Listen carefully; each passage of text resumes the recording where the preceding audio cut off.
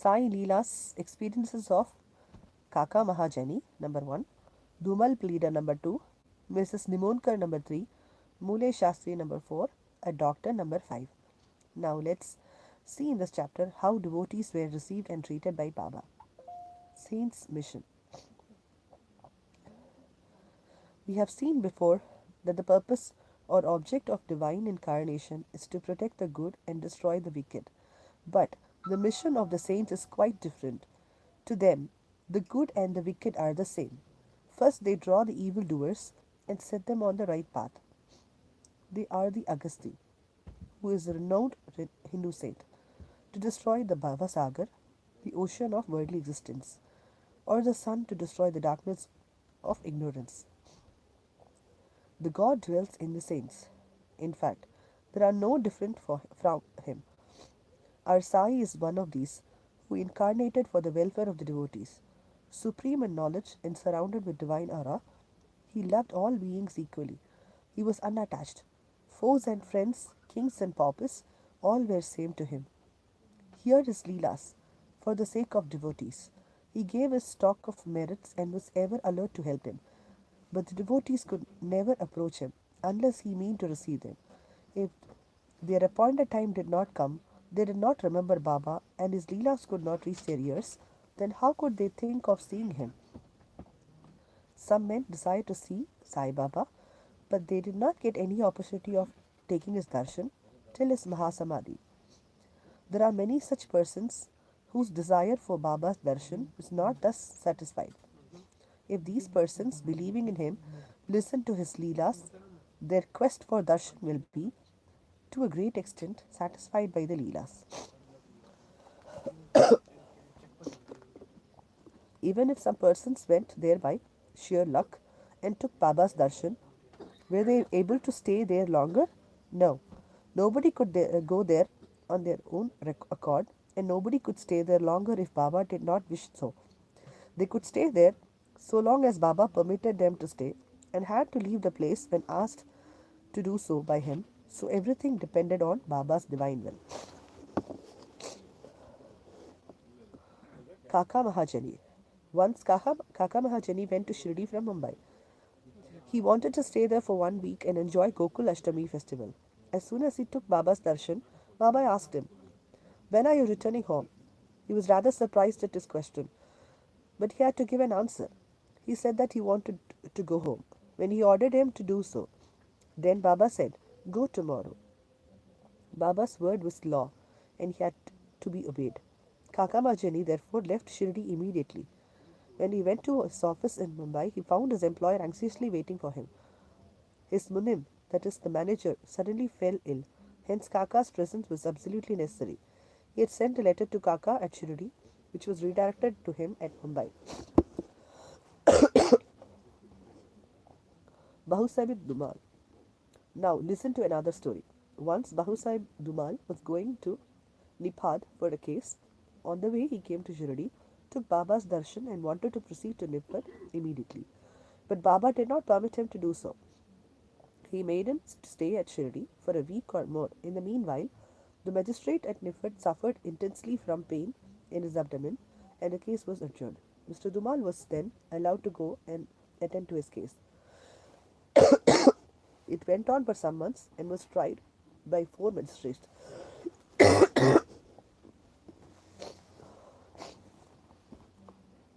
Ultimately, Mr. Dumal won the case and his client was acquitted.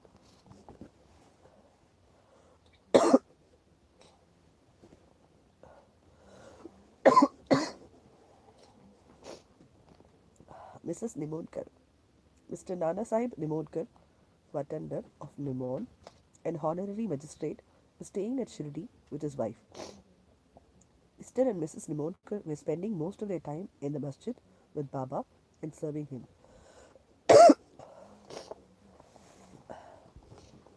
It so happened that their son fell ill at Belapur, and the mother decided, with Baba's consent, to go to Belapur and see her son and other relatives and stay there for a few days. But Mr. Nana Sahib asked her to return to the next day. The lady was in a fix and did not know what to do, but her god Sai came to her help. While leaving Shirdi, she went to Baba, who was standing in front of Sati's father with Nana Sahib and others, who prostrated at his feet and asked his permission to go. Baba said to her, "Go, go quickly, be calm and unperturbed. Stay comfortably at Belapur for 4 days. See all your relatives and then return to Shirdi." How opportune were Baba's words. Mr. Nana Sahib's proposal was overruled by Baba's decree. Muley Shastri of Nasik. An orthodox Agnihotri Brahmin of Nasik, Muley Shastri, who had studied the six Shastras and was well versed in astrology and palmistry, once came to Shirdi to see Mr. Bapu Sahib Bhoti, the famous millionaire of Nagpur. After seeing him, he and others went to see Baba in Masjid. Baba brought various fruits and other things from vendors with his own money and distributed them to the people present in the masjid. Excuse. Baba used to press the mango on all sides so skillfully that when Baba sucked it, he got all the pulp at once in his mouth and could throw away the seed.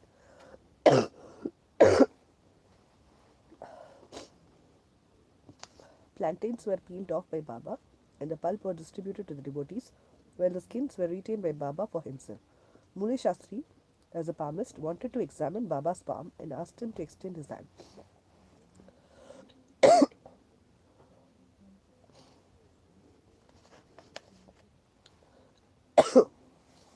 Baba ignored this request and gave 4 plantains to him.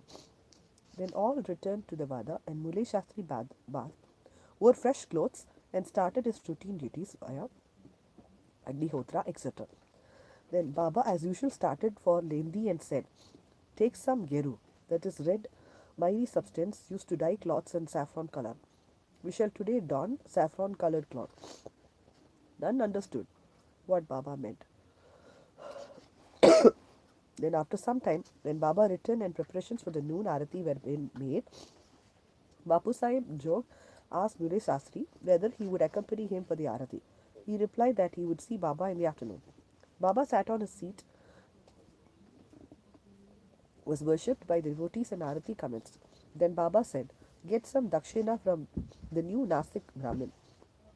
Bhuti himself went to the Vada to get the dakshina, and when he gives Baba's message to Mule Shastri, he was sorely perplexed. He thought in his mind thus, "I am pure Agnihotri Brahmin. Why should I pay dakshina?" Baba may be a grain saint. I am not his dependent. But since a great saint like Sai Baba was asking for dakshina through a millionaire like saint like Bhuti, he could not refuse. So, leaving his routine unfinished, he started with Bhuti for masjid. Thinking himself holy and the masjid otherwise, he remained at a distance, and after joining his farm threw flowers at Baba from there. Then lo, all of a sudden, he saw not Baba but his late Guru Gulab Swami there.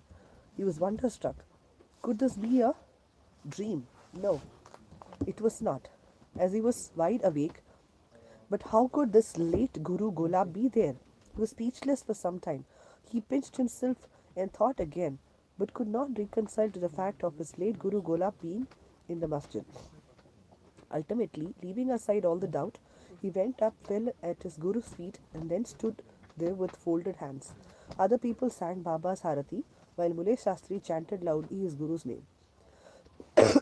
Then, casting off all pride and caste and sacredness, he fell at his Guru's feet and closed his eyes.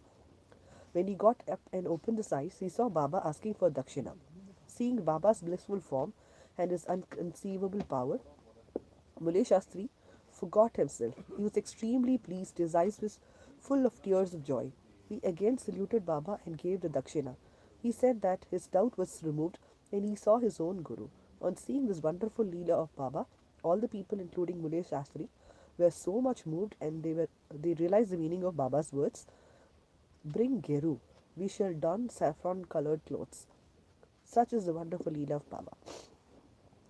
A doctor, once a Mamlatar, who is a revenue officer, came to Shirdi with a doctor friend of his. The doctor said that his deity was Ram and that he would not bow down before a Mohammedan and so he was unwilling to go to Shirdi. The Mamlatar replied that nobody would press him to bow down, so he should come and give the pleasure of his company. Accordingly, they reached Shirdi and went to the masjid for Baba's darshan. All were wonderstruck to see the doctor was going ahead and saluting Baba. They asked him how he forgot his resolve and bowed down to the Mussalman. Then the doctor replied that he saw his beloved deity Ram on the seat and therefore prostrated himself before them. Then he was saying this, he again saw Sai Baba there. Being dismayed, he again said, "This is a dream. How could he be a Mohammedan? He is a great yoga sampanna, full of yoga avatar." Next day, he made a vow and began to fast. He absented himself from the masjid, resolving not to go there until Baba blessed him. 3 days passed, and on the fourth day, a close friend of his from Kandesh turned up with him. He went to the masjid for Baba's darshan. After the salutation, Baba asked him whether anybody had gone to call him that he had come. Hearing this vital question, the doctor was moved. The same night, he was blessed by Baba, and he experienced bliss supreme in his sleep. Then he left for his town, where he remained in the same state for a fortnight. Thus, his devotion for Sai Baba increased manifold.